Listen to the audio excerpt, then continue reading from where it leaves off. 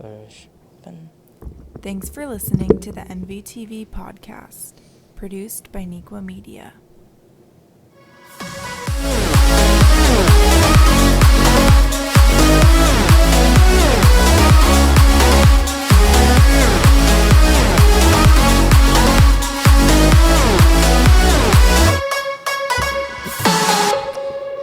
Welcome to this episode of NVTV Podcast. I'm Adam Jaglin. On today's show, we will be talking about someone that has been teaching here for a long time and that how his roles has affected his life. Joining me today is the Department Chair of Physical Education at Neuqua Valley High School, Mr. Casey. Thank you for joining us. I'm glad to be here, Adam. So my first question is, how long have you been teaching in education in PE? I'm in my 34th year altogether of teaching. Okay. And so going off that, when you started your career, what led you to do that? Well, I always wanted to be a teacher. I was always interested in education. There was always one class or another year after year, from elementary, middle school, high school. There's always some interest in one area or another. And I just love the ideas of teaching that spread to summer jobs, always being like day camp jobs. So it was more beyond caring for children. It was definitely teaching, learning with them. And it was just something I always enjoyed and knew that was going to be a career for me. And so going off that, what is the most valuable lesson that you've learned from your experience? Probably the most valuable lesson has been patience. That is something that definitely came along later in life. I was constantly all over the place, doing this, that, and the other, responding a little too quickly to things. Right.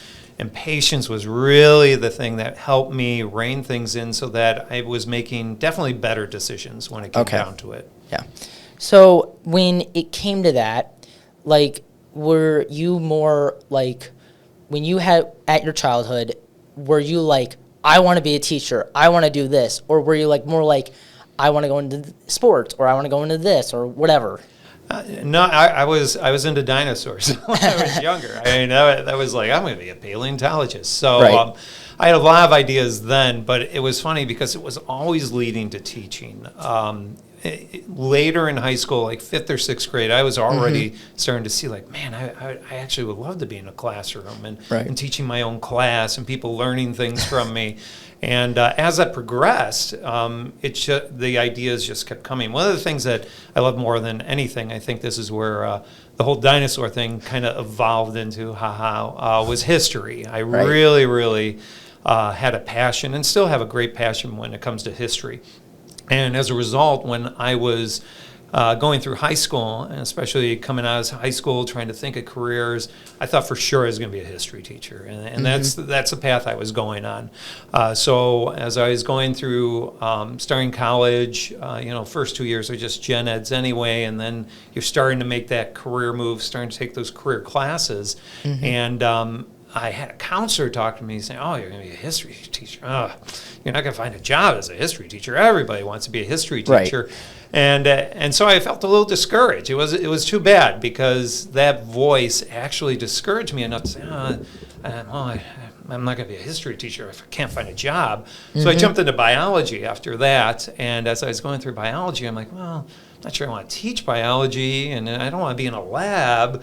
And so physical education is where I fell into because I had another counselor talk to me and say, you know what, you're not sure between where you want to go, but it looks like you want to be in education.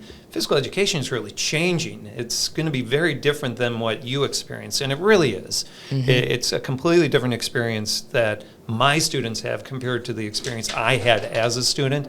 And I'm so happy that I made that move because I am so passionate about it, and it is a great career. So what or who inspired you, saying, was it a counselor, was it, a parent, or a coach, or what was it that inspired you to go down this path? Oh, it was constantly my teachers. My dad was a teacher as well. It was my teachers in elementary school and middle school, Dr. Hannes, and in high school, Dr. Bodway, in college. There was always an inspiration that I had that made me look at it like, oh man, I'd love to teach. And all those teachers were in completely different areas that I didn't even necessarily want to teach in, but I respected and loved their message they gave to me. I wanted to give that message back to students. And so with this being your 34th year, we heard that you're retiring after this year. And I think for you, what is like the next chapter in life after you retire? Do you, sub for a bit? Do you, go home, go on vacation? Like take a gap year? Right. That's a good question. A lot of people have that question of me.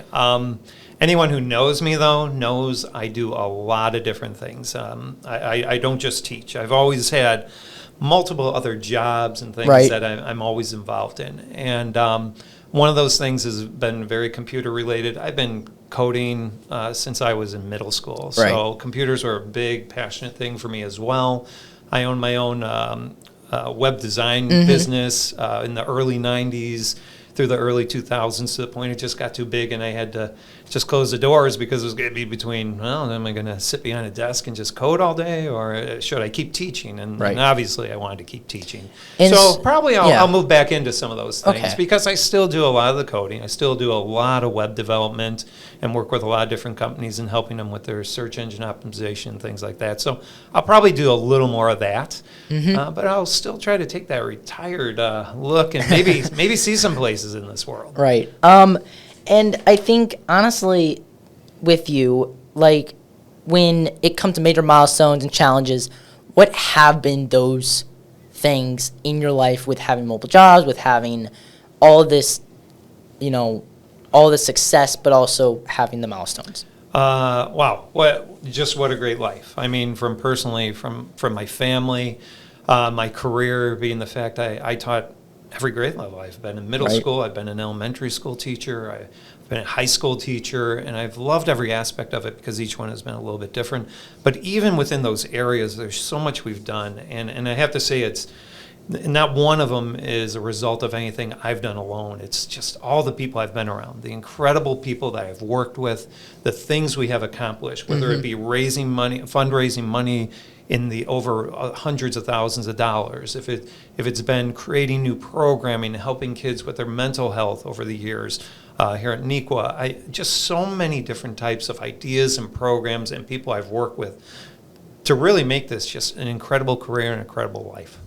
Yeah, and I feel like for you, working for 34 years and having multiple jobs, I feel like that's awesome because for someone like that, it goes off the edge. And it's like, oh my gosh, I actually have more hobbies and I have more other stuff that I can do after I retire. And going off of that, like, what is something that, like, you could give a message to your younger self and say, I can do this better now I'm older, or tell them, like, oh yeah, watch out for this or this? Yeah, there'd be a lot of refinement. I would right. have to say, I think everyone asks themselves that question, like if you went back to your younger self, what would you change? And you think a lot of big changes that people make, like it might be different careers or right. pathways or people that they meet or work with. And really, I would go back and I do that same thing. I would just try to miss a lot of the little pitfalls here and there. I would be a lot more patient because, gosh, it helps you, put you on a much better path. I'd focus on the people that I know are going to get me somewhere and help everything in general in a greater way and just latch onto them more quickly. But a lot wouldn't really change, fortunately. I've been really blessed in that way that it right. has been wonderful. So with that, like, when it came to teaching, like, what was been, like, the biggest aspect of, like, teaching, and, like, when it came to that, like, what overall do you come out of this, like, yes, I did this, or yes, I did this? The greatest thing that I could tell anybody when it comes to education, there's, like I said, I've named a lot of different experiences right. and things I've done. But what it really comes down to, and the one humbling piece that sticks with you is the effect you've had in so many people's lives in such a positive way. And not just in the content, in the relationships I've had with people, whether it be giving them advice or guidance or whatever. I've affected hundreds of, well, probably thousands of students in my career. Right. And as a result, I just know that they've moved in a direction where they kind of have a piece of me in a way that from something they've learned from me. And that's the greatest thing. It makes you feel so good that you really had purpose, you really had worth, and you've really done something good in the long run.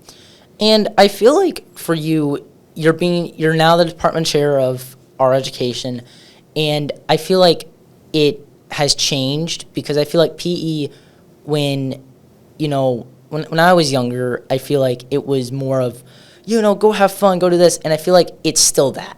And I feel like for you, it's been awesome because, like, I thought when I got to high school it was going to be, I have to swim, I have to do this, and it's like, it's not really that at all. It's just fun. And I feel like that's a thank you to you, but it's also like for you, it's like, what have been the changes in physical education overall? Well, I'm so happy to hear you say that because that was one of my mantras, especially at a high school level. I didn't want the students at NEQA to experience the type of programming that I went through and my generation went through. And even convincing my generation that it is different in the way that we're giving offerings or letting you choose, making it more like a health club atmosphere where you're experimenting with the things you want to do, and more than anything, just encouraging you to have fun and to move. I'm so happy to hear that because that's the one thing I really get. I get very happy about when I do. Send surveys out to students that have graduated NEQA, and they come back and they're all positive in the same way the things that you said.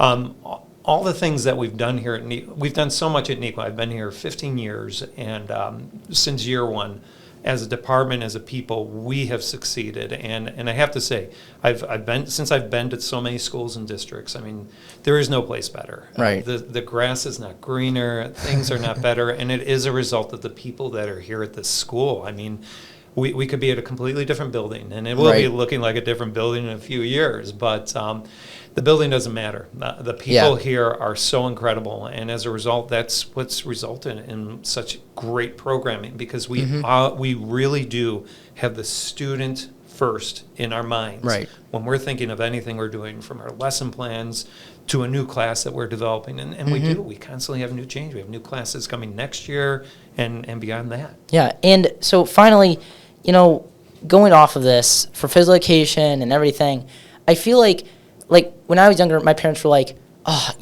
you're going to have to, do a mile and, do this and all this. I'm like, well, it's actually completely different. It's fun. It's engaging. And there's also different courses that you can take. And, I remember just talking to one of my friends that is a graduate of NEQA and all this, and they're like, swimming really isn't that bad.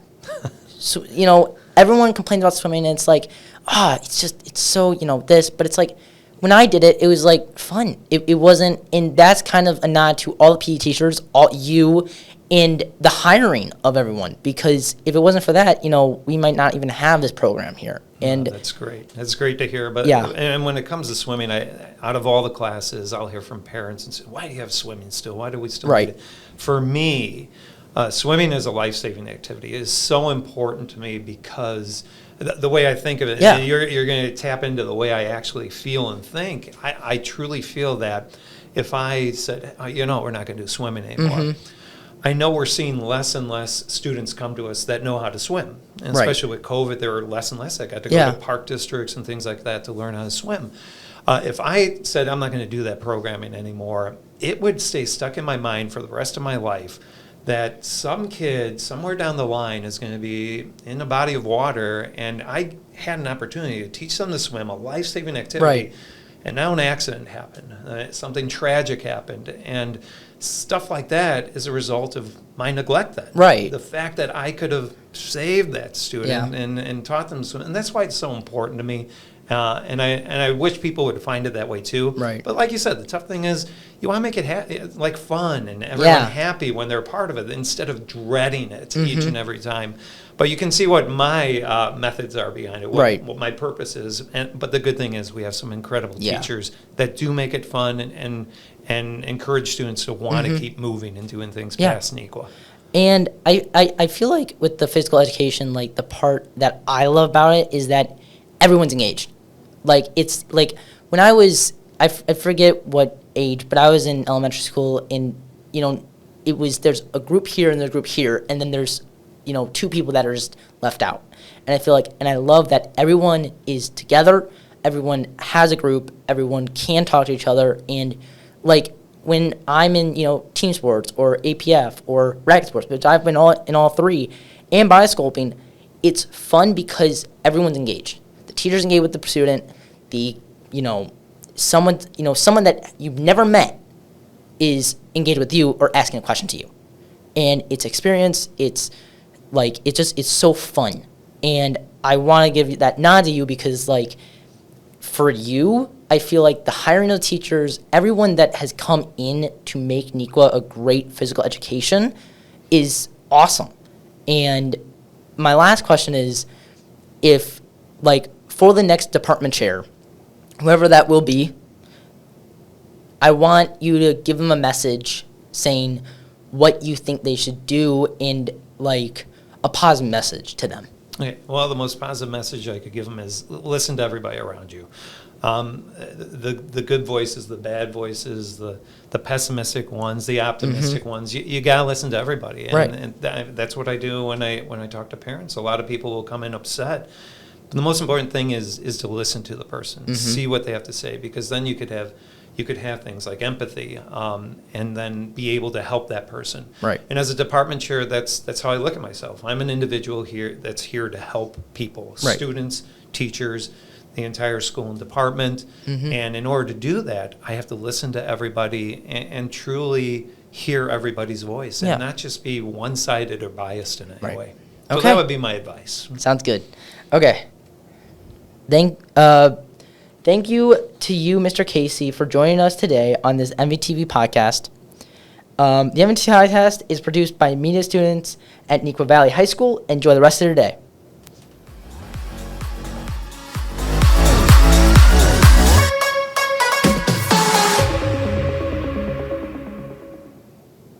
That's it.